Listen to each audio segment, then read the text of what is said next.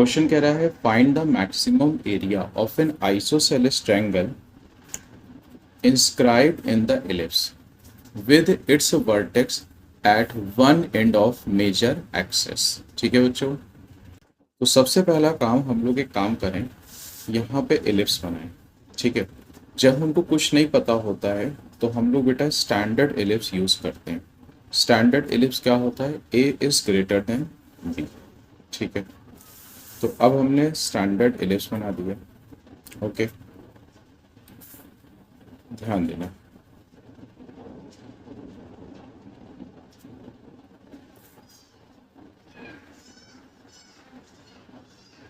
ठीक है, इसके कोऑर्डिनेट होंगे a कॉमा 0। ओके, अब उसने बोला है find the maximum area of an isosceles triangle inscribed in the ellipse with its vertex at one end of major. तो कोई भी एक एंड ले लो, चाहे a कॉमा 0 ले लो, चाहे माइनस a कॉमा 0, उससे कोई फर्क नहीं पड़ेगा। अब हमने एक ट्रायंगल लिया जो बच्चों कैसा होना चाहिए? आइसोसेलेस। सर ऐसे ही क्यों लिया? क्योंकि एक वर्टेक्स इसका कहाँ पे आ जाएगा? मेजर एक्सिस पे। जब भी आइसोसेलेस होता है तो जो मीडियन होती है वो 90 भी होती है और मिड भी होती है, तो यहाँ पे ये कॉन्सेप्ट फुलफिल हो रहा है। ठीक है, नेमिंग कर दो बेटा ए बी सी। अच्छा, कोई भी अगर हम पॉइंट लेते हैं रेंडमली तो वो पैरामेट्रिक पॉइंट है, एनी मूविंग पॉइंट।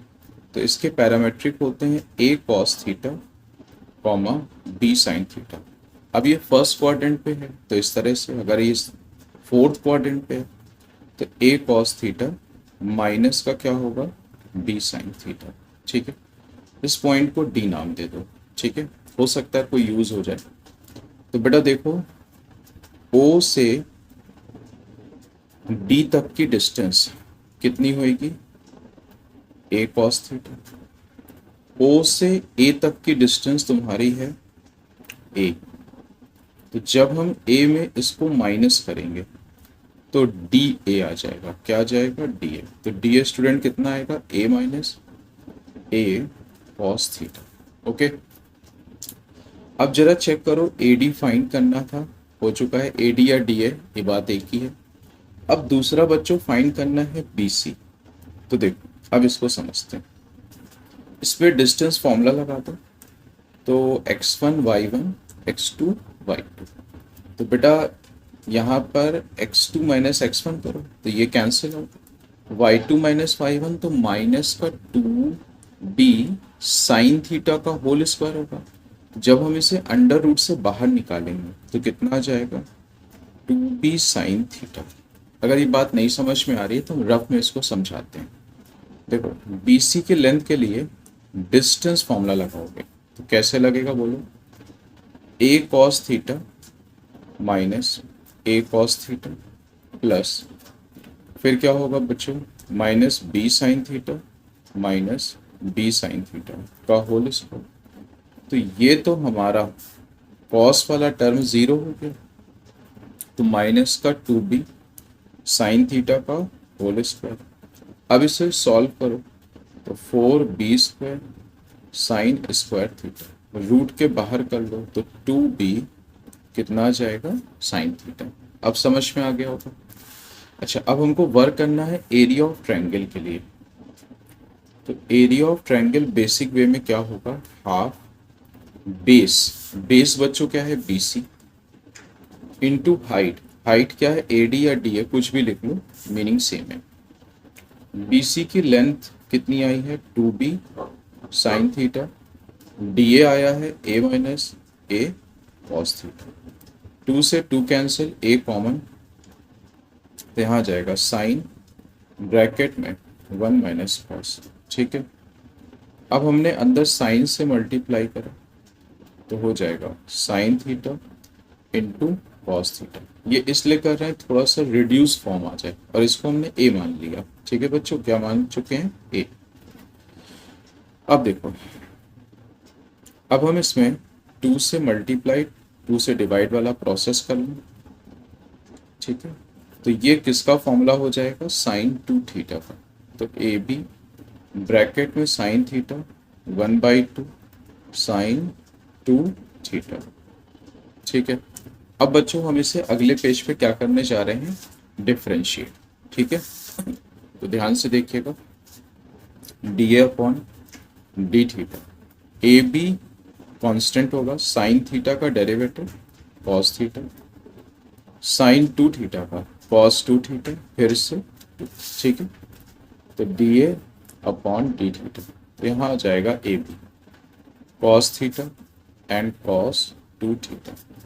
बच्चों वर्क करना है मैक्सिमा के लिए, तो for maxima d a upon d theta is equal to 0, तो ए b cos theta cos two theta is equal to 0, तो हमारे पास आ जाएगा cos theta cos two theta is equal to 0। देखो बेटा, ए और बी 0 नहीं हो सकता है। अगर ए और बी 0 हो गया, ए होता है ये वाली लाइन, बी होता है ये वाली लाइन, तो एलिप्सी डिसअपियर हो जाएगा, तो ए और बी 0 नहीं हो सकता है। ठीक है, तो cos theta cos two theta को लिखोगे 2 cos square theta minus 1, minus से ब्रैकेट को ओपन कर लो, तो 2 कॉस स्क्वायर थीटा प्लस 1। ठीक है, अच्छा दोनों साइड माइनस से मल्टीप्लाई कर लो, तो जिससे एक क्वाड्रेटिक फॉर्म हो जाएगी सही से। ठीक है, तो आ जाएगा 2 कॉस स्क्वायर थीटा माइनस का कॉस थीटा माइनस 1। चलो अब इसके फैक्टर करते हैं, तो इसके फैक्टर होंगे 2 cos theta plus cos theta minus 1। तो बच्चों कॉमन क्या हो गया, 2 कॉस थीटा, तो ब्रैकेट में कॉस थीटा माइनस 1, यहाँ से 1 कॉमन कॉस थीटा माइनस 1, दोनों में से कॉमन कॉस थीटा माइनस 1, तो ब्रैकेट में 2 cos theta plus 1 equal 0। Cos theta 1 है and cos theta minus half है, तो बच्चों cos theta is equal to 1, मतलब कॉस 0 डिग्री, ये हो ही नहीं सकता, नॉट पॉसिबल। ठीक है, तो cos theta is equal to minus half value होती है 120 की, थीटा इज इक्वल टू बच्चों कितना आ गया 120। अब हम लोग वर्किंग करेंगे सेकेंड ऑर्डर डेरिवेटिव की, तो यही साइड पे ही कर लेते हैं। ठीक है, तो बेटा फर्स्ट ऑर्डर डेरिवेटिव आ चुका है, अब निकालना क्या है सेकेंड। कॉस थीटा का derivative minus sine theta, cos two theta का माइनस हो जाएगा, minus minus plus 2 sign two theta, theta की वैल्यू रख दो 120। ठीक है, तो माइनस का साइन थीटा 2 इंटू साइन 240। ठीक है, अच्छा अब यहाँ पर भी बच्चों थीटा की जगह रखना था 120, तो चलो रख दिया अब हमने। अब हम साइन 120 को ASTC से सॉल्व कर लेते हैं।